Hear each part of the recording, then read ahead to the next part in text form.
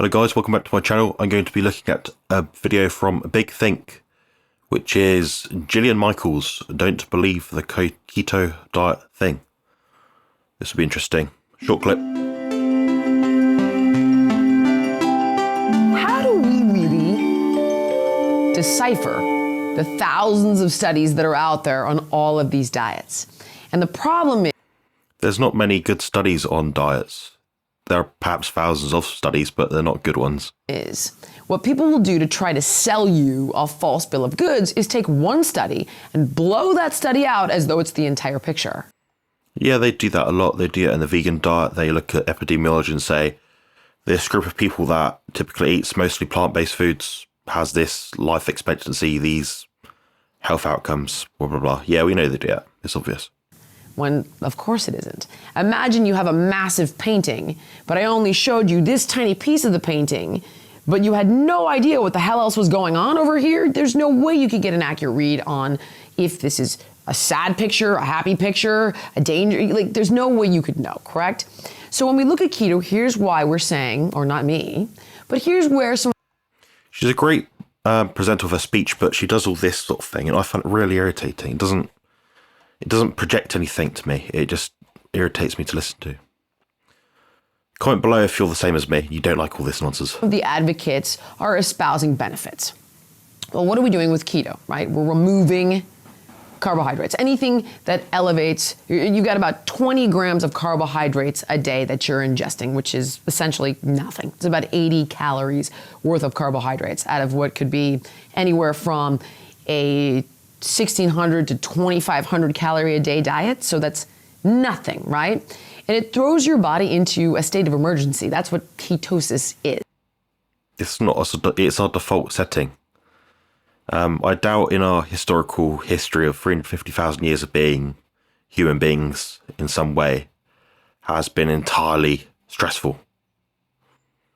It's not a stressful situation to be in. It's probably our default setting for the majority of our lifespans or health spans in a 24-hour period. It's probably the state that we're meant to be in to some degree, nearly all of the time, apart from around meal times, things like that. So I don't think it's inherently bad at all. And because we don't have any glucose or glycogen, any blood sugar or stored blood sugar, we turn to fat quickly. We produce ketones, and the idea is we burn through fat and we lose fat fast. And that is true, right? And you would think that would be a good thing.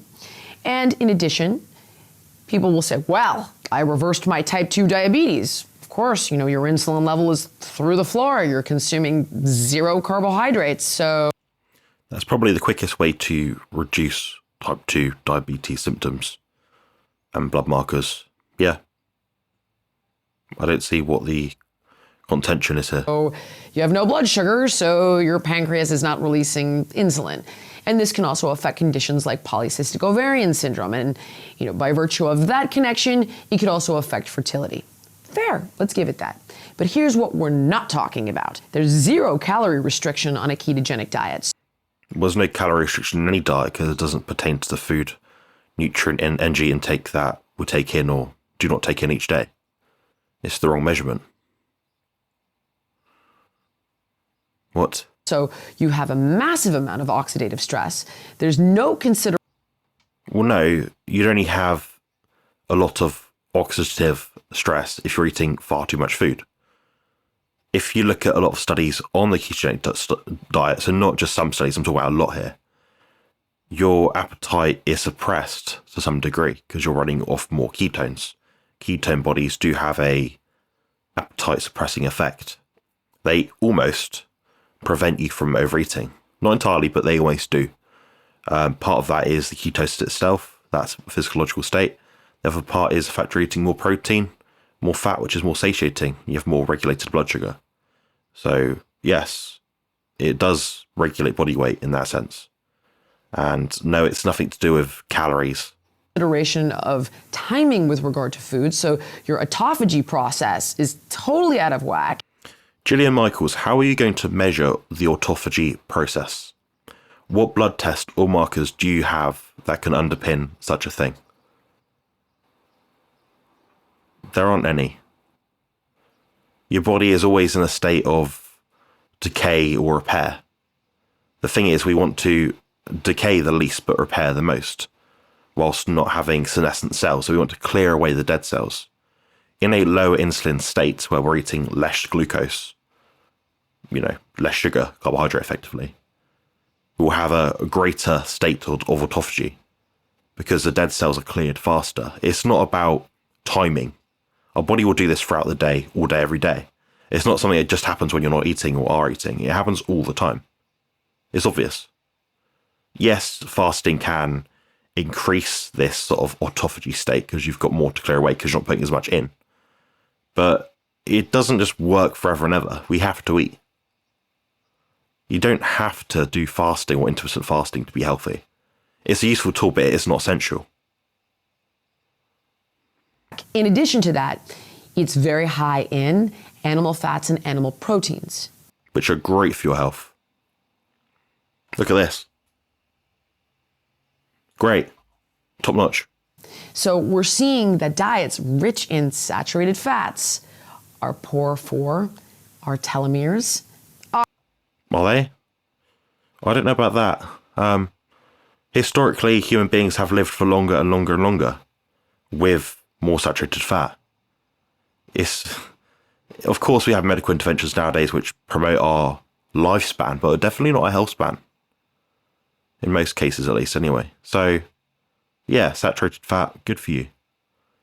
It means that the food that is high in saturated fat will have more cholesterol to repair tissues throughout the body and cells, create hormones. Nothing contentious here yet. Oxidative stress, increased inflammation, your nutrient sensing pathways that are related to the health of your metabolism are overrun with constant food, heavy fats, lots of... There's no science to underpin that claim. What I see of most people, even on a ketogenic diet, their inflammation is going down. I eat a lot of food. I'm on a carnivore diet, and you could say I eat pretty much ketogenic macronutrients in terms of the ratios. I'm not measuring my blood and finding excess inflammation. My CRP was like 1 or 2 or something like that. My HbA1c was like 3. Of all the people, a bodybuilder like myself that's eating a carnivore diet should have high levels of inflammation. I don't have this. You're missing something here. Animal protein, and on, we know it hurts your telomeres, and on and on and on. Now. So you've not made any claims that are substantiated by science. Then you're saying it goes on and on and on. Okay, well that claim didn't work. Okay, you didn't say anything of value there. What else is there? What are those on and on and on things? What about the benefits? Is it worth it? Let me tell you, the number one way to sensitize somebody's body, again, to insulin is exercise. It will certainly help. The best way is to not eat carbohydrates at all. Do you have any science or evidence to support that claim? I'm going to listen, just in case she does. I've been doing this a heck of a long time. Oh, appeal to authority. Okay, what science do you have to support your claim? I've reversed type 2 diabetes. I've helped people get off all medications for type 2 diabetes and PCOS and get pregnant after years of trying and failing through a common sense diet where we don't eat, which is meat and animal fat.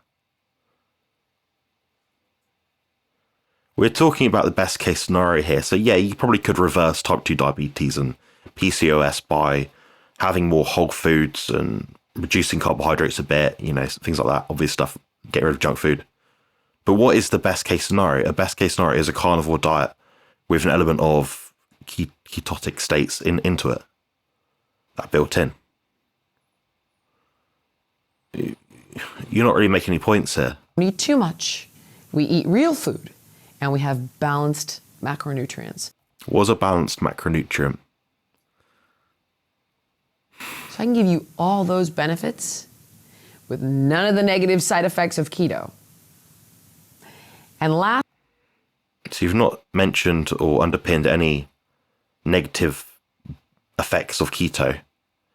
But then you're trying to sell me something, your program, you can eat what you want, just eat a bit better and do some exercise and yeah, you'll feel better. No, we're dealing about the best case scenario here, which is the diet that I follow and many of my followers follow. You know? You're not onto anything new here. Last thought on keto, we're stripping our body of certain fruits. My body is composed of fruits apparently and cellulose and fibrous tissues. My body's being stripped of it, according to her common sense, her sensible approach. Which have a ton of antioxidants and polyphenols in them. Okay, they've got antioxidants and polyphenols. Okay, are either of those essential? And can we not achieve all we need to achieve in terms of health through a carnivore or ketogenic diet? Come on.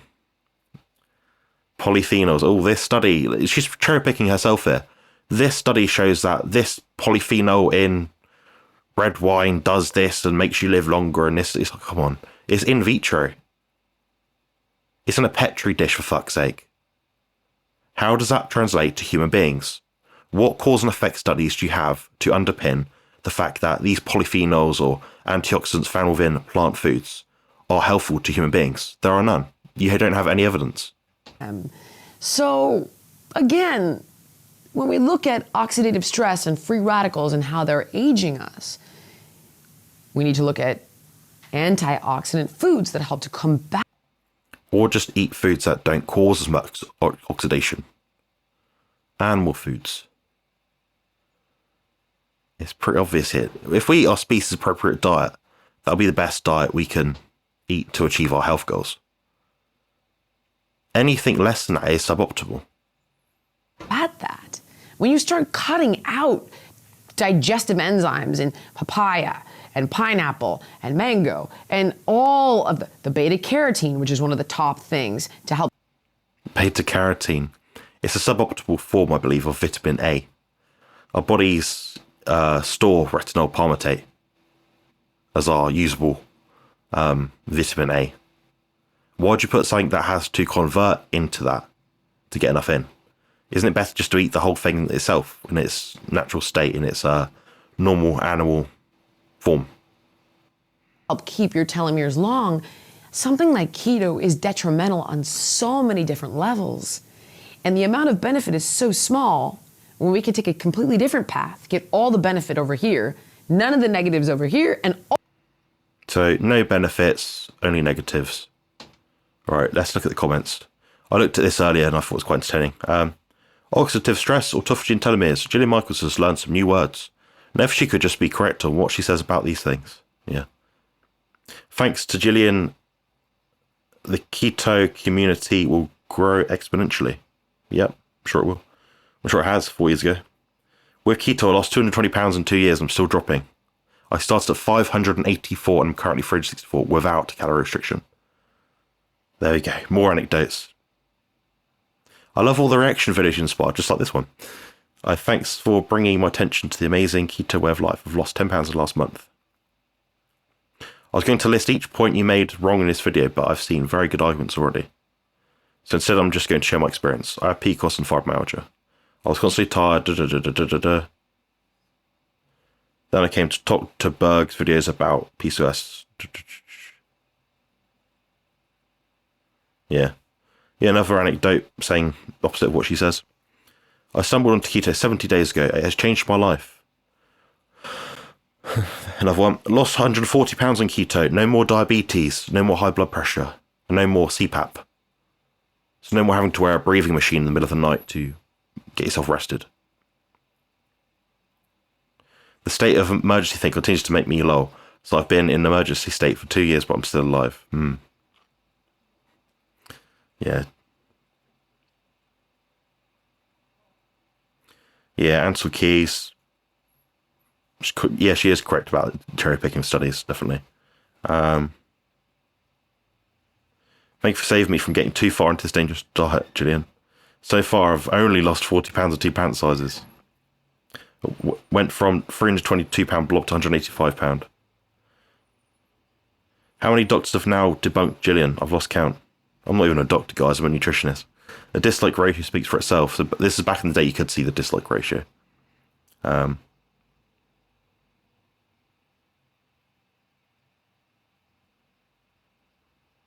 Lost 25 pounds on low carb, high fat, and reversed my bad blood numbers. Again, the ketogenic lifestyle isn't new. It was first developed in the 1920s. Used for epilepsy, get rid of seizures, all sorts of things. Yeah, that's enough. I'll stop rambling now. But yeah, you guys get the point. Every comment is like this, pretty much. This woman doesn't have a clue what she's talking about. Yeah, she's probably making millions. Misleading people, lying to people, misinforming them, misguiding them, however you want to word it. Not good. Anyway, please leave a like, comment, and subscribe if you liked this content. Thank you very much.